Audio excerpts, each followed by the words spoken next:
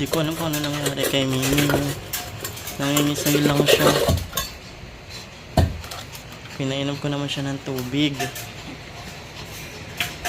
Hi everyone guys! Hello mga kapur parents, mga kapango. And ako nga po pala si Jan sa mga hindi nakakilala. And for today's video, gusto ko sana itong i-share sa inyo na na-experience ko about seizure sa alaga kong aso na si Mimi. So ano nga ba yung dapat natin gawin?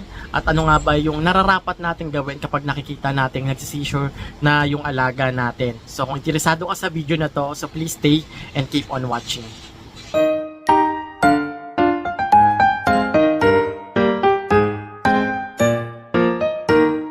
Sige, Rabia, iri pa. Iri mo pa, Rabia. Iri pa. Push! Yes!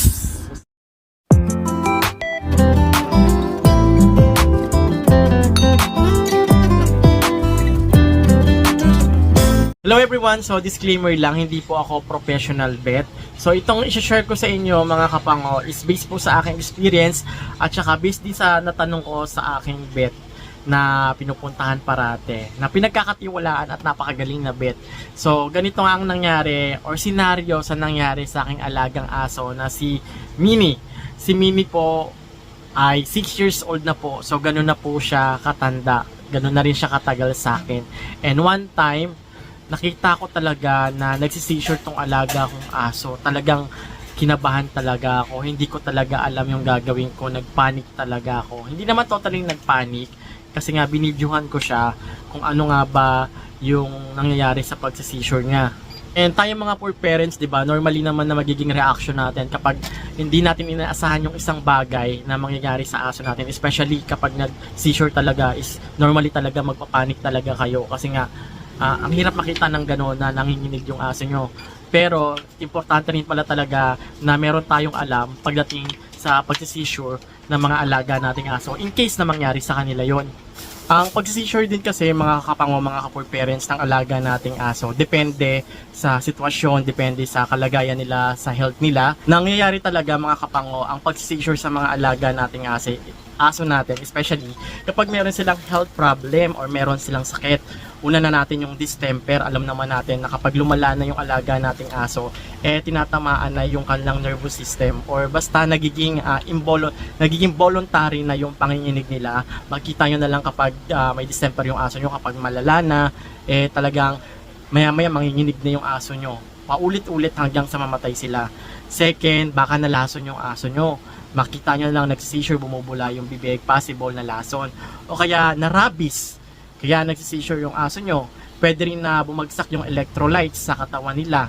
O kaya dehydrated yung aso nyo. And yung pang-pip, pwede rin naman na heat stroke yung aso nyo, kaya nagsi-seizure. Mostly kapag nakikita nyo nagsi-seizure yung aso nyo, minsan bumubula yung bibig, tapos yung mga paa nila, alam mo yung kahit gusto nila maglakad, hindi sila makakalakad kasi sobrang panginginig, yung mga paa nila gumaganyan.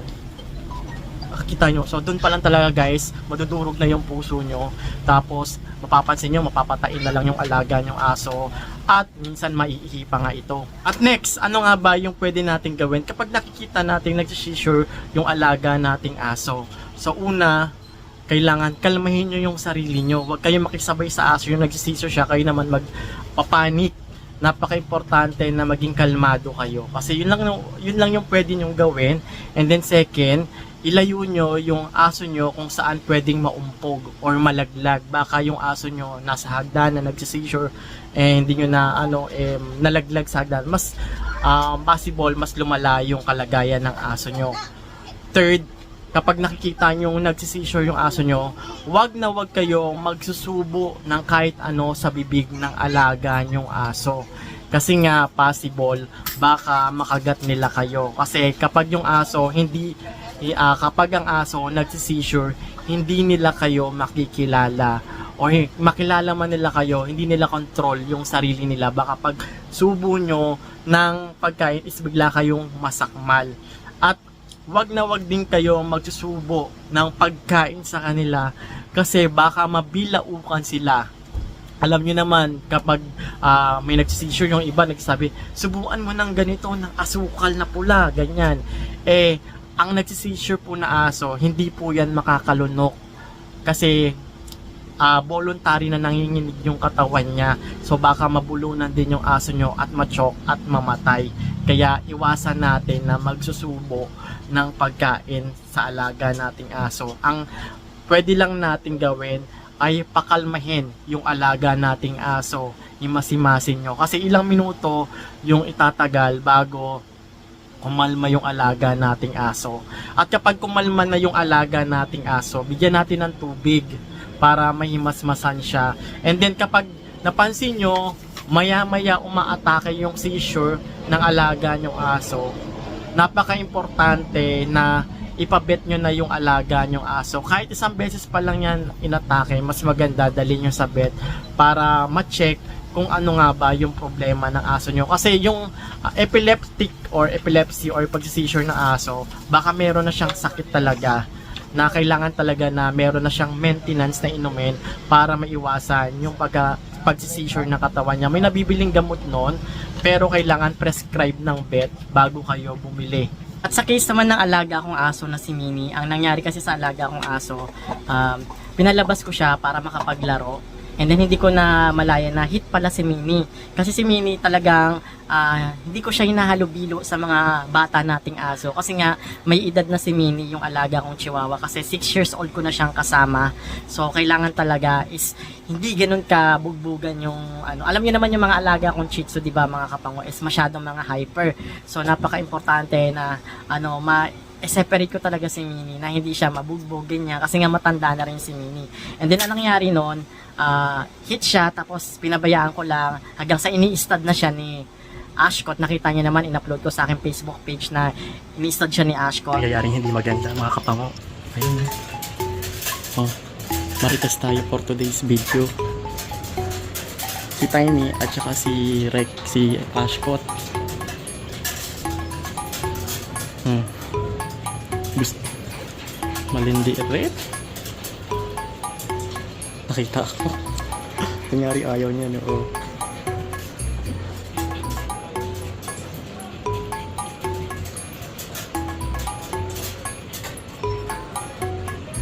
Hinaayaan ko lang yan siya.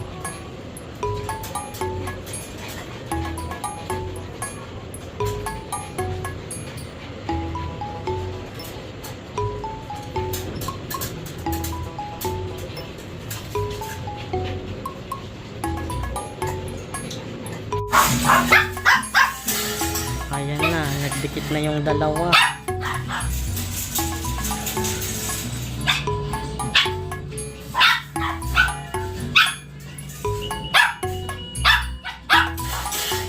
Tapos pumunta sila sa may gilid, doon siya na-stud. And then after siya ma-stud, pumunta siya sa akin, bumalik siya sa akin kasi nagbibideo okay nga ako noon. And nakita ko, napansin ko na lang, bigla na lang siyang nanginig, nangingisay. So ang nangyari, buti na lang na-videohan ko kasi hindi rin naman ako pwede mag historical or mag matawag doon, mag-panic. Kasi nga, paano ko matutulungan yung aso ko kapag nagpanik ako? So, ang ginawa ko na lang talaga is binidyohan siya para ma-confile ko kung ano nga ba yung nangyari sa kanya. And then, binigyan ko lang talaga siya ng water. Water lang yung binigay ko sa kanya. Tapos, yun na, nahimasmasan na siya. Tapos, ilang minuto rin siyang nanginginig. Siguro nasa 2 minutes. Sobrang matagal talaga. Pero, first time ko pa lang talaga, mga kapango, na nakita talaga si Mini na nagsi-seizure talaga. So, first time pa lang, ever since hindi pa siya nag-seizure. Ngayon lang talaga, ngayong araw. And buti naman, bumalik na siya. Kaya ang nangyari ngayon, hindi ko na siya pina-stud kay record. Kasi kay Ashcott. Kasi hinahayaan ko lang sila kung nag-i-stud sila or hindi. Kung ayaw nila, okay lang. Kung nag-isa sila, bahala sila. Pero ayoko pa talagang mapuyat. Kasi meron pa tayong sakit, hindi pa tayo fully recover sa gout. Masakit pa rin yung paa ko, kaya iniiwasan ko pa rin talaga magpuyat ng sobra-sobra. Kaya ngayon hindi ko talaga siya pina-stud. Hindi ko muna pinapapasok si Ashcott sa bahay kasi para hindi naman siya ma-stud. Yun nga, kasi naawa rin talaga ako. Napaka-importante pala mga kapango, mga kapor parents na may alam tayo sa sakit na seizure sa alaga nating aso. Importante rin na alam natin yung gagawin natin kung in case na mag-seizure yung alaga natin. Wag na wag tayong magpapanik. So wag tayong magsusubo ng kahit anong pagkain, magbibigay ng tubig kasi nga baka naman pumunta sa lungs yung tubig na ibibigay natin, pagpakain naman yung ibibigay natin is baka naman ma-choke. So napaka-importante na meron din tayong alam, at in this video sana nakatulong talaga to sa inyo kung paano nyo i-handle yung pag-seizure ng alaga nyong aso. Napaka-importante na kalmahin natin yung alaga nating aso, pero wag natin ilalapit yung kamay natin sa bunganga nila kasi baka nga makagat din tayo, at iwasan natin na ilayo sila sa matitigas na bagay, baka maumpog sila kasi hindi nila kontrolado yung katawan nila sa pagpanginginig, baka biglang mahulog tapos mo yung ulo. So yun talaga, so napaka-importante rin na ipabet natin para makita natin kung dapat ba talaga bigyan na natin ng maintenance para sa seizure yung alaga nating aso. So napaka-importante na mabantayan natin yung alaga nating aso. So yun lang mga kapango, that's it for today's video. Sana itong video na to nakatulong to sa inyo. In case lang naman na mag-seizure yung alaga nyong aso, is kalmahin nyo, tapos dalhin nyo na rin sa vet para ma-check kung ano nga ba yung dapat gawin sa alaga nyong aso. And I hope you like this video guys. So kung bago pa lang kayo dito sa aking YouTube channel, so huwag nyo kalimutan na supportahan tong aking YouTube channel. So please subscribe at huwag nyo kalimutan na i-hit ang notification bell icon on para ma-notify po kayo sa mga susunod natin panibagong video na gagawin dito po sa aking YouTube channel. At kung meron po kayong question or suggestion, pwede nyo naman po ako i-PM sa aking Facebook page na Chitsupo Family. I-follow nyo na rin po ako kapag may time kayo, kasi minsan doon din po ako nag-update ng pag-games, ng parapol. One time nagbigay na rin po ako ng puppy. Yan, meron na rin tayong nanalo ng isang puppy. First time na may nanalo.